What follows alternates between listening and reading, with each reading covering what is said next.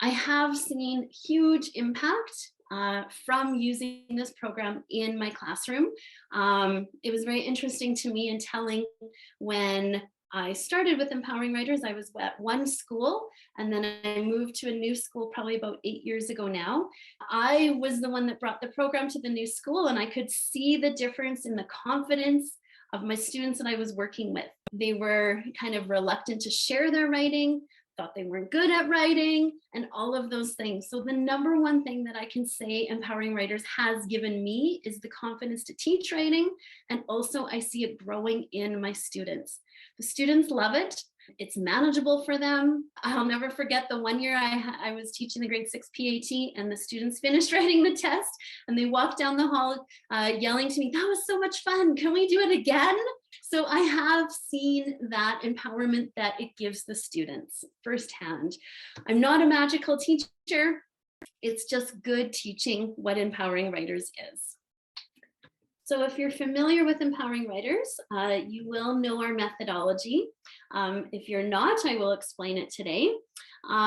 So throughout the presentation, again, the purpose is to really link it to the Alberta new standards that are coming. So the organized idea from the Alberta curriculum here is that listening and speaking form the foundation for literacy development and improve communication, collaboration, and respectful mutual understanding. And our methodology in Empowering Writers does encompass this. When I'm teaching with Empowering Writers and writing in my classroom, I teach it whole class instruction. So that guarantees that there's common language and it's shared experiences for every student in my classroom. I know writing can be a daunting task. It's this huge thing that we have to teach. And I think it always comes down to how can I manage it in my classroom? So with our methodology, we start with the first step is to introduce and define the skills through the use of published examples. Students need to see what good writing looks like if that's our expectation. I have to show them. They have to understand author's craft. They have to understand what they're looking for. And I cannot say to a student, often we do this and we're guilty of this, fix this up or add more detail and things like that. They have to really understand what good writing looks like. That is the first step that we're going to show them through published examples. The second step when I'm teaching writing is I'm going to move to the modeling phase. So the modeling phase is key. There's a big star beside it there because it's the most important step when I'm teaching writing. So I am not teaching writing in my class where I give the students an assignment and say, okay, here you go write about your weekend or write about your favorite trip, things like that. Modeling means that the students are engaged. You are stepping into the role of an author and you are articulating the author's process.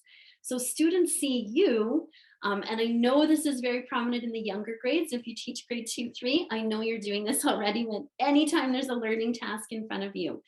So students are gathered around, we're collecting ideas, we're collaborating on a piece of writing. We write a piece of writing together based on the skill that I'm teaching. So for example, if it's suspense, all of my students are giving me input. I'm charting their information. We write an example up together.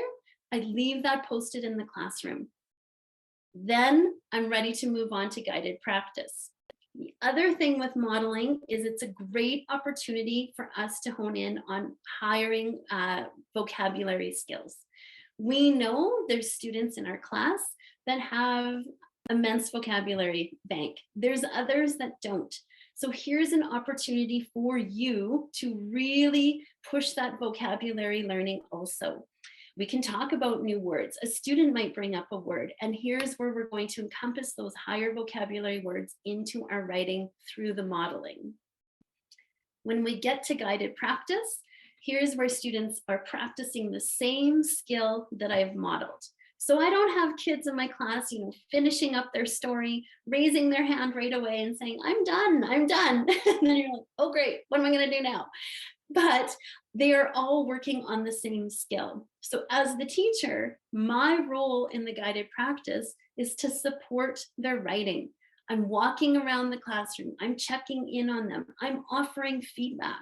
Chances are if I'm offering feedback to one student in that big lineup at my desk also needs to hear the same message.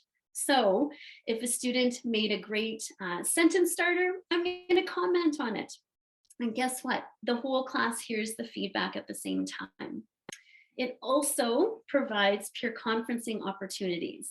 So we know sometimes when we get to peer conferencing, we have these great goals in mind. Sometimes it doesn't always turn out how we want it to be. Students need to be coached on how to peer conference, so they know exactly what they're looking for. And this is what they can do through our methodology. I can have two students paired up, even in grade 3, and I can say, you are looking for 3 techniques for beginnings that I've taught you.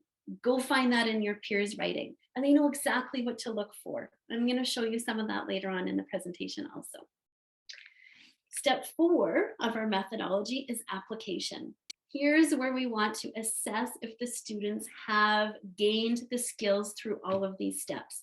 They should be able to write independently when we get to application. So if my class has been working on suspense, they're still working on suspense, but here they're doing it independently, and I'm checking for that they've grasped these skills. If not, it's an indication to me to go back to the modeling. So when in doubt, model more, so your students can really gain the process through what it means to be an author and articulate that process. So we want to keep in mind that oral always precedes written. If they can't say it, they're not going to write it. We know that reading and writing across content areas is also important. We want our students to become strategic readers, not only in language arts or English class, but also in social studies and science. Also with informational writing, opinion writing, we want them to understand the craft of writing so they can pick out those features and make predictions and look for those things in any type of text that they're reading. So just kind of an overview of some of the standards that we're faced with. The new one that really encompasses empowering writers is students develop writing skills in an organized and orderly kind of progression here. And that's exactly what I'm going to share with you today. Reading comprehension follows a clear progression, and we're also going to talk about reading comprehension today too. Oral language, clear expectations for students to develop oral language skills, and we can do this through our writing also. We're sharing, we're collaborating, we're modeling those segments. We are speaking and delivering our writing after too. So clear, detailed learning progressions that focus on text and structures. And this is exactly what empowering writers is. Our literacy launch, or our foundations for literature, is where we want to start in the classroom. So again, this relates to oral language. Listening and speaking form the foundation for literature development and improve communication, collaboration, and respectful mutual understanding. So in my classroom, the first thing that I want to make sure my students have an understanding around is genre and organization. Sometimes when we think we have to teach writing, we automatically think of the product. We need to get the students, where's the bulletin board display? Where's the writing? Where's their work in their notebook? We have to back it up, and we have to make sure that they have an understanding of genre and organization. When a student picks up a book, I want them to know what is going to be inside of that book. What does this book have in store for me? Is it going to be informational? Is it going to be a narrative story? Should I be looking for a problem? Am I going to learn some new facts? This is all through the teaching of genre and organization. Empowering Writers uses 2 prominent graphic organizers. So we have one for our narrative writing, the narrative diamond, and then we have our informational pillar. 2 different genres require 2 different graphic organizers.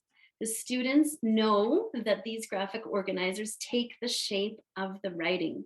So the narrative diamond shapes like a story. The informational pillar is like our informational writing or our essay writing. And we're going to go through some of that a little bit more. Within our graphic organizers, students also understand the skills that are needed for these 2 different types of genres. Narrative skills, different than the informational skills. We then move to summarizing frameworks. Although we have these two different genres, obviously the middle part of the Venn diagram is where we're going to start. We're moving into the understanding, we're moving into summarizing, which leads us into reading comprehension also. If students can summarize a piece of work, it's breaking it down to the author's pre-writing plan. And that's what we want them to practice, because that's how they're going to plan their own pieces.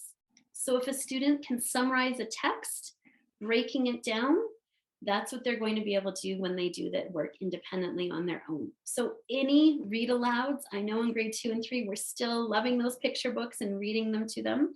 Anytime you read aloud or any text that the students read, we need to come back to the skill of summarizing. And I'm going to show you some of that today too. Annotation and analysis also is very important. This is setting the students up for understanding those specific skills that are in text. Very different from a story, from an informational text. And I'm going to talk about that later today too. We're going to take all of this together, and we want the students to become readers, and we say reading with author's eyes, stepping into the role of an author. How was this text formatted? What salient skills and things are in that text that I need to understand to become a better reader and a better writer? So the students move from generative writing, where they are developing their own original pieces of writing, to responsive writing also. We want them to be able to respond to writing. So constructed response, extended response, literary analysis task, all of this can be woven into social studies, science, novel studies. Anytime I'm reading something, we need students to respond to writing. So really, they're deconstructing text and looking for those kind of skills that authors have put in their pieces of writing.